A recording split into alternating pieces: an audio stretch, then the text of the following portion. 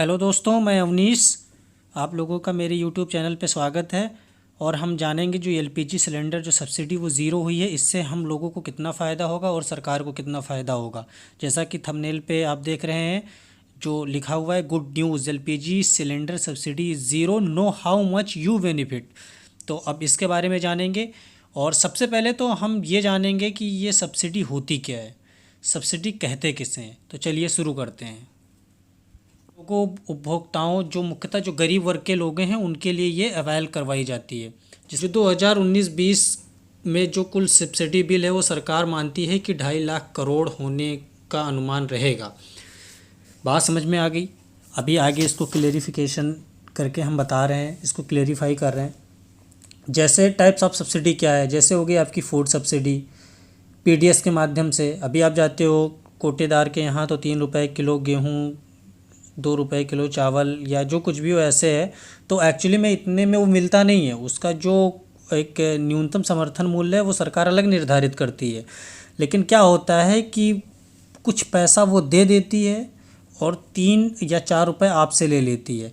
मतलब अगर वो एकदम फ्री देगी तो वो राहत हो जाएगी, और जो चीज़ें कम दाम में मिलें वो राहत नहीं, वो हो गया। जैसे केसीसी फर्टिलाइज़र सीड्स वगैरह उर्वरक में अभी 65,000 रुपये सरकार ने सब्सिडी का लक्ष्य रखा है।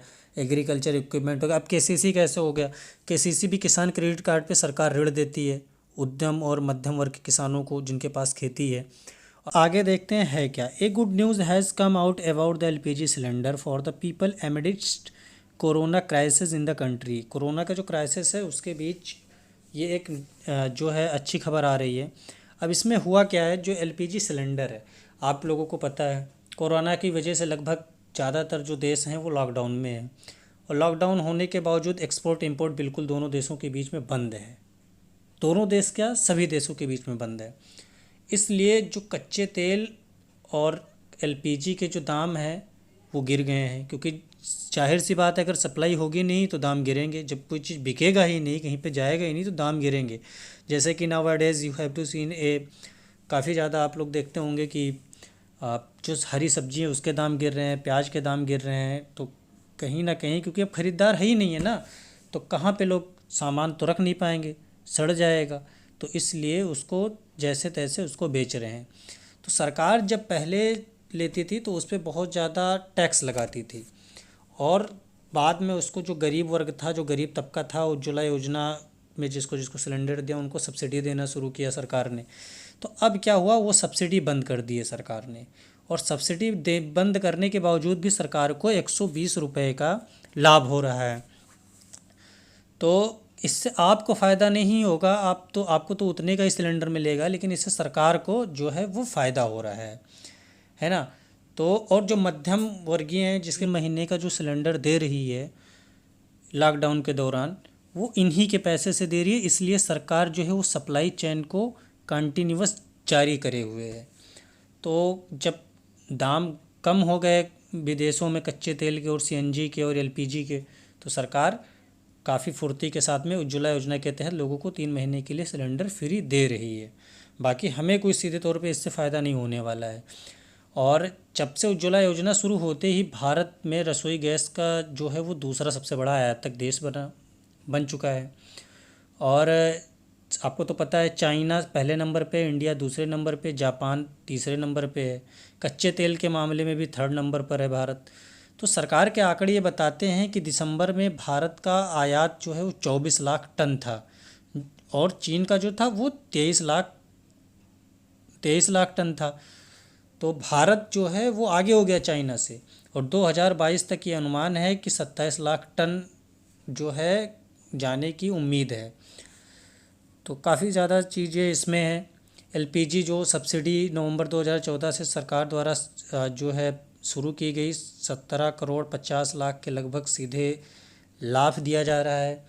और जब से उज्ज्वला योजना है तब से 8% मांग भी बढ़ी है एलपीजी की। तो काफ़ी कुछ चीज़ें हैं ऐसे जो हमें समझने योग्य हैं, और सरकार काफ़ी अच्छा कदम उठा रही है। उज्ज्वला योजना के तहत जो गरीब वर्ग है, जो गरीब तबका है, जिसको मिला है सिलेंडर फ्री में, उसको सरकार दे रही है। इसका लाभ उठाना चाहिए। सरकार ने काफ़ी कदम उठाए हैं। और आगे देखते हैं क्या है कि despite all this the government will earn 120 rupees on every cylinder even after subsidising the borrower. अब 120 रुपये ले रही है, मैंने पहले ही बताया। और क्यों ले रही है, क्योंकि आपको तो पता है कि जो है रेट कम हुए हैं। और डीबीटी स्कीम फ्रॉम जनवरी 2015। मतलब डीबीटी होता है क्या? डीबीटी होता है प्रत्यक्ष लाभ हस्तांतरण, डायरेक्ट बेनिफिट ट्रांसफ़र। पहले क्या होता था, बिचौलिए खाते थे। अब मैं आपको एक छोटा सा उदाहरण दे रहा हूँ। जैसे नरेगा में मजदूर काम करते थे, तो पहले खाते में पैसा आता था प्रधान के डायरेक्ट। प्रधान मनमौजी के हिसाब से जिसको arbitrary, they are work and arbitrary, तो वो क्या होता था, मनमौजी के रूप से वो पैसे देते थे। तो जिसको मन कहता था वो दे देते थे, मतलब धाकड़ी ही चलती थी। लेकिन जब से डीबीटी आया, अब सीधे मजदूर का प्रेजेंट और अब्सेंट होता है, फॉर्म भरा जाता है, बायोमेट्रिक होता है, और सीधा मजदूर का जो श्रमिक कार्ड होता है, रजिस्टर्ड होता है जॉब कार्ड, सीधा उनका बैंक अकाउंट डिटेल में ही उसमें रहती है, आधार कार्ड से लिंक रहता है, और डायरेक्ट अब मजदूर के खाते में सरकार पैसा भेज रही है। तो इससे बिचौलिए ख़त्म हो गए। बिचौलिए ख़त्म होने से लगभग सरकार को हर साल 50 से 70 हज़ार करोड़ तक फ़ायदा हो रहा है। ये सरकार की खुद की डेटा है, सरकार ने खुद बताया था। तो अच्छी बात है।